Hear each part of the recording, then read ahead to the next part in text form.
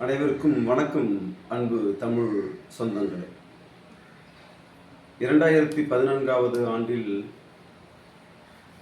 நாடாளுமன்ற தேர்தலின் போது பாரதிய ஜனதா கட்சி ஒரு முக்கியமான ஒரு அறிவிப்பை தந்தார்கள். வெளிநாட்டில் இருக்கின்ற கருப்பு பணத்தை எல்லாம் மீட்டு கொண்டு வந்து ஒவ்வொருவருடைய தனிநபர் வங்கியிலும் 15 லட்சம் ரூபாய் போடுவோம் என்று சொன்னார்கள்.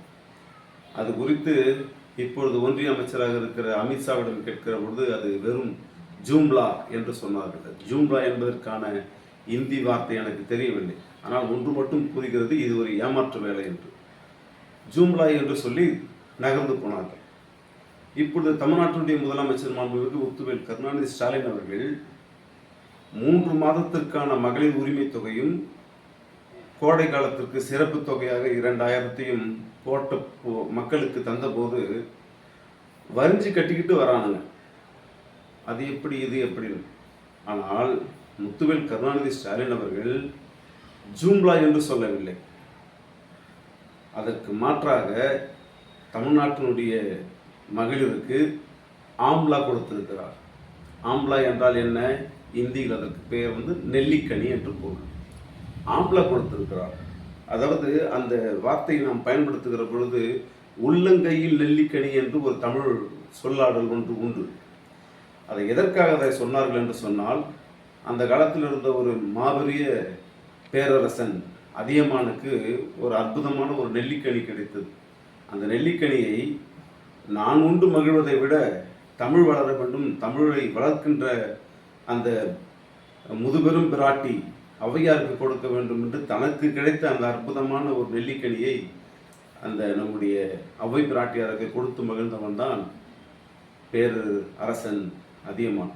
அப்படிப்பட்ட ஒரு அதியமானாகத்தான் இன்றைக்கு தமிழ்நாட்டினுடைய முதலமைச்சர் முத்துவேல் கருணாநிதி ஸ்டாலின் அவர்கள் இருக்கிறார்களே தவிர, ஜூம்லா என்று சொன்னது போல பாரதிய ஜனதா கட்சி கொடுத்த வாக்குறுதியை நாம் இப்படித்தான் சொல்லுகிறோம், அது ஒரு மாயமான்.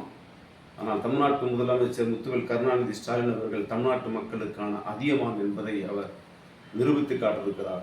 அதனால் உங்களுடைய ஜூம்லா கணக்கு தமிழ்நாட்டில் அது ஆம்லா கணக்காக மாற்றி எழுதுகிற, திருத்தி எழுதுகிற, நெல்லிக்கனியாக எழுதுகிற ஒரு சூழ்நிலை தான் தமிழ்நாட்டில் இருக்கிறது.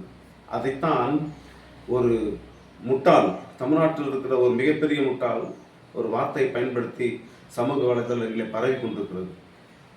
பணவீக்கத்தை கையில் கணக்கில் கொண்டு பார்த்தால் ரூபாய் 5000 என்பது ஒரு பெரிய தொகையே அல்ல. அதற்கு அடுத்து ஒரு வார்த்தையை சொல்லுகிறான். அந்த வார்த்தையை கேட்கிற பொழுதுதான் ஒரு தமிழனாக மனம் கொந்தளிக்கிறது, வேதனைக்குள்ளாக்கப்படுகிறேன். இன்னும் சொல்ல வேண்டும் என்று அவன் நேரடியாக பார்த்தால் எதை கொண்டு அடிக்கலாமோ என்று அந்த ஆதங்கம் எனக்குள் இருக்கிறது. அதற்கு ஒரு வார்த்தையை சொல்லுகிறான். ஒரு பாலியல் தொழிலாளி, அதாவது ஒரு பிராத்தல் செய்கிறவள் ஒரு நாளில் இதைவிட அதிகமாக சம்பாதிக்கிறார் என்று இந்த நபர் சொல்லுகிறார். அப்போ இந்த நபரை பார்த்து நமக்கு என்ன கேள்வி வருகிறது என்று சொன்னால், இவர் ஒருவேளை பிராத்தல் புரோக்கராக இருக்கலாமோ? அந்த கேள்வி நமக்குள் தானாகவே எழுகிறது. இல்லை என்றால் இவர் பாலியல் தொழிலை செய்கிற ஒரு நபராக இருக்கிறாரோ என்கிற ஆதங்கம், சந்தேகம் நமக்கு இருக்கிறது இல்லையா? அப்போ தமிழ்நாட்டு மக்கள் இந்த மனிதனை எந்த இடத்துல பார்த்தாலும் எதை கொண்டு அடிப்பீர்கள் என்பதை நீங்களே முடிவு செய்து கொள்ளுங்கள். ஒரு மகளிருக்கு உரிமை தொகையாக ஒரு அரசு தருகிறது என்றால் மக்கள் பணத்தை மக்களுக்கு திருப்பி தருகிற திட்டமாகத்தான் இதை பார்க்க வேண்டும் தவிர, இதை பாலியல் தொழிலோடு ஒப்பிட்டு பார்ப்பது என்பது பிராமண சமுதாயத்திற்கு இது மிகப்பெரிய கேவலம். அதுவும் இப்படிப்பட்ட பிராமணர்கள் இந்த சமுதாயத்தில் இருக்கிறார்கள் சொன்னால் நாண்டு கொண்டு சாக வேண்டும் அல்லது இவரை நாரடித்து சாகடிக்க வேண்டும் என்றுதான் நம்மால் பார்க்க முடிகிறது.